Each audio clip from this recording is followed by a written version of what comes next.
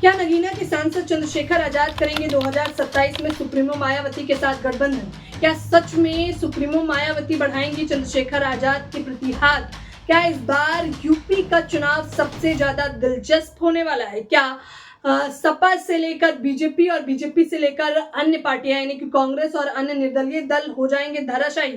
जी हाँ दोस्तों, आप देख रहे हैं हिंद समाचार और मैं हूं आपके साथ ज्योति यादव। इसमें कोई दो राय नहीं है कि नगीना के सांसद चंद्रशेखर आजाद न केवल सुप्रीमो मायावती से मुलाकात करना चाहते हैं, बल्कि वो चाहते हैं कि सुप्रीमो मायावती का उन्हें आशीर्वाद भी मिले। उन्होंने ये बात एक पॉडकास्ट यानी कि पॉडकास्ट में दिए गए इंटरव्यू में सीधे तौर पर न केवल बताई थी, बल्कि पार्टी कार्यालय में भी फोन मिला दिया था, ये कहते हुए कि क्या मेरी मुलाकात सुप्रीमो मायावती बहन जी से हो सकती है। वो इंटरव्यू भी आपने बाकायदा देखा होगा, जिसमें नगीना के सांसद खुद बताते हैं कि मैं उनसे मिलना चाहता हूं, मैं उनसे बातचीत करना चाहता हूं। दूसरी तरफ से भी प्रतिक्रिया आती है कि जी हाँ, जब समय होगा हम आपको खुद संपर्क करके जरूरी जानकारी दे देंगे। वो वीडियो भी बहुत वायरल हुआ था और उसके बाद जो खबरें निकलकर सामने आती है बीएसपी में मची उथल पुथल को लेकर, इस प्रकार से आकाश आनंद को न केवल नेशनल कोऑर्डिनेटर के पद से हटा दिया जाता है, बल्कि उनसे सारे पद तक छीन लिए जाते हैं। यानी कि वो फिर से शिखर से शून्य पर आ धमकते हैं और इसका करने के लिए कोई और नहीं बल्कि सुप्रीमो मायावती निर्धारित करती है।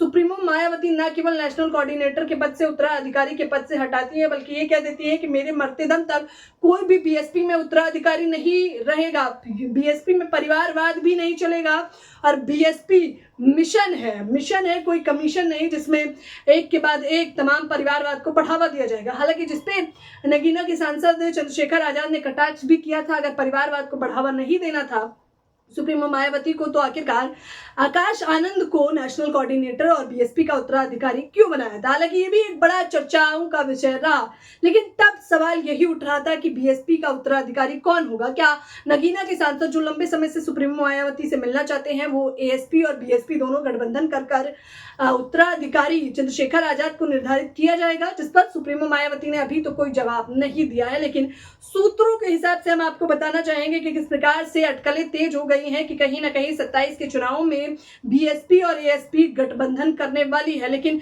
अखिलेश यादव का भी एक अच्छा खासा जनाधार है यूपी में, इस पे आप इनकार नहीं कर सकते। जिस प्रकार से लोकसभा के चुनावों के दौरान सबसे ज्यादा बहुमत अगर किसी को मिला था तो वो सपा समाजवादी पार्टी थी और अखिलेश यादव का पीडीए पिछड़ा दलित अल्पसंख्यक ने कमाल कर दिया था। इसमें कोई दो राय नहीं है कि अखिलेश यादव से जब ये सवाल किया गया कि आप गठबंधन किससे करेंगे, बीएसपी या एसपी, तो उन्होंने सीधा जवाब तो नहीं दिया। उन्होंने कहा अभी गठबंधन का समय नहीं है, लेकिन ये निर्धारित किया जाएगा। यानी कि अखिलेश यादव भी इच्छुक हैं बीएसपी और एएसपी से गठबंधन करने के लिए। अब सवाल सीधा सा है, क्या चंद्रशेखर आजाद इंडिया गठबंधन की ओर जाना चाहेंगे या फिर चंद्रशेखर आजाद सुप्रीमो मायावती के साथ गठबंधन करके इस बार यूपी की सत्ता में परिवर्तन कर देंगे? इसमें कोई दो राय नहीं है कि नगीना के सांसद चंद्रशेखर आजाद बीएसपी का एक अच्छा खासा वोट बैंक एएसपी में कन्वर्ट करते जाना है। यानी कि एससी एसटी ओबीसी माइनॉरिटी से बनी हुई पार्टी बहुजन समाज पार्टी अब वो एक बड़े बहुमत में, एक बड़े संख्या बल में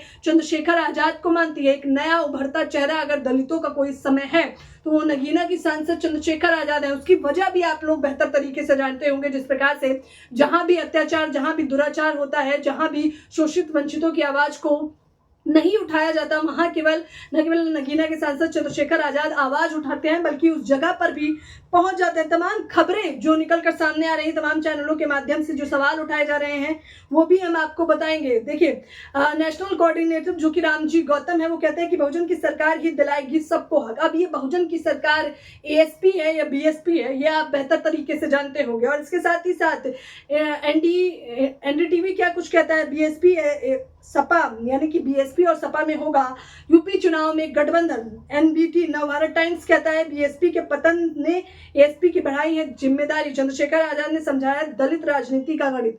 उन्होंने बकायदा समझाया कि किस प्रकार से सुप्रीमो मायावती का खुलकर ना बोलना।